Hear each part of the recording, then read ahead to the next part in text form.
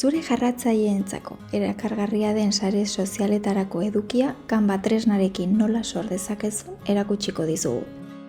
Lehenik eta behin, nabigatzailean sartuko gara eta canva.com idatziko dugu. Saioa hasteko edo izena emateko tresnaraino eramango gaitu. Izena emateko kode elektronikoa eta pasahitza sartuko ditugu. Kasu honetan, badugu jada kontu bat, beraz, saioa hasiko dugu. Helbide elektronikoa sartuko dugu eta kode bat iritsiko zaigu posta elektronikora.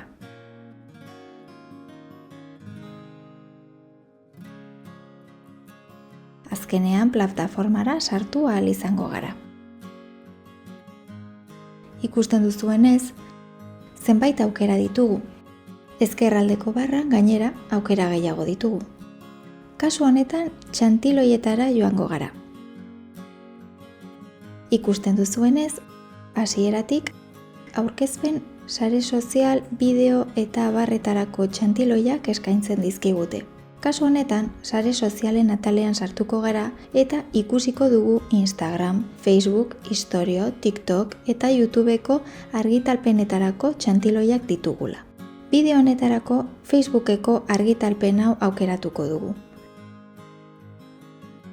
Puntu honetan, Facebookeko argitalpen bat sortzeko zenbait txantiloi ditugu aukeran, edo txantiloi huts bat aukera dezakegu, guk nahi dugun bezala personalizatzeko. Kasu honetan, lehenenik aldatzeko txantiloi bat aukeratuko dugu. Txantiloia personalizatzeko aukera sakatuko dugu,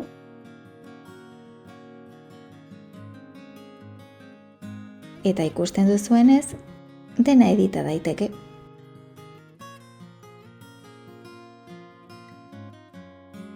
Testuak ezaba ditzakegu, guk sortutako testuak gehitu ditzakegu, neurriak alda ditzakegu, txikitu ditzakegu eta are tipografia alda dezakegu. Txikitu egin dezakegu, nahi bezala mugitu gaitezke, nahi dugun itxura eman arte. Hori guztia ezkerraldeko barra honekin egingo dugu. Zenbait elementu ditugu hor. Laukiak, zirkuluak, hainbat forma. Nahi ditugun elementuak bilatu eta gure txantiloira gehitu ditzakegu. Testuarekin gauza bera egin dezakegu. Testuak gehitu ditzakegu eta nahi dugun bezala mugitu. Gainera, irudiak alda ditzakegu.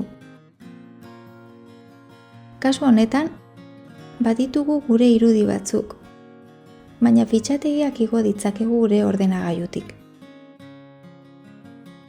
Nahi ditugun irudiak igo eta gehitu ditzakegu. Irudi hau gehituko dugu. Argazki hau ezaba dezakegu eta gustuko dugun beste bat gehitu. Badugu jada guk nahi dugun bezalako txantiloia. Bestalde, hutsetik sor dezakegun txantiloi bat, lehen ikusi dugun bezala. Ikus dezagun aukera hori ere.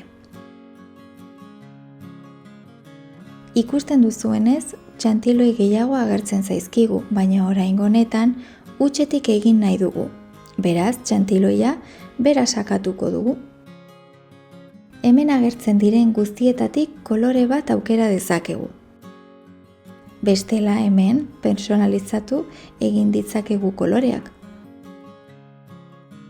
Kolore hau aukerako dugu eta argazki bat jar dezakegu. Edo nahi duguna. Ezkerraldeko barrara joango gara berriro gauzak gehitzeko. Eta irudi bat igoko dugu. Hau aukeratuko dugu. Janari osasungarria duen plater bat. Nahi dugun bezala jarriko dugu argazkia eta testutxo bat ere jarriko dugu.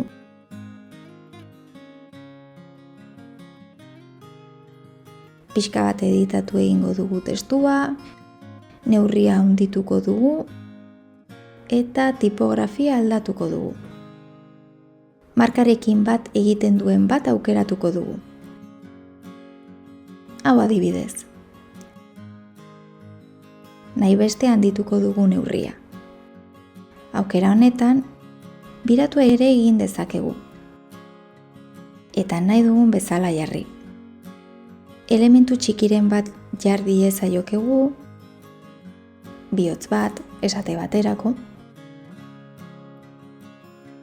Eginda dugu jada argitalpena. Gure plater kutxuna, gure Facebookeko orrirako. Gordetzeko, konpartir sakatuko dugu eta gero deskargar. Argitalpen baterako denez, JPG formatuan gordeko dugu. Deskargatuko dugu eta barra beteta dagoenean jada gure ordenagailuan izango dugu gure Facebookera igotzeko prest.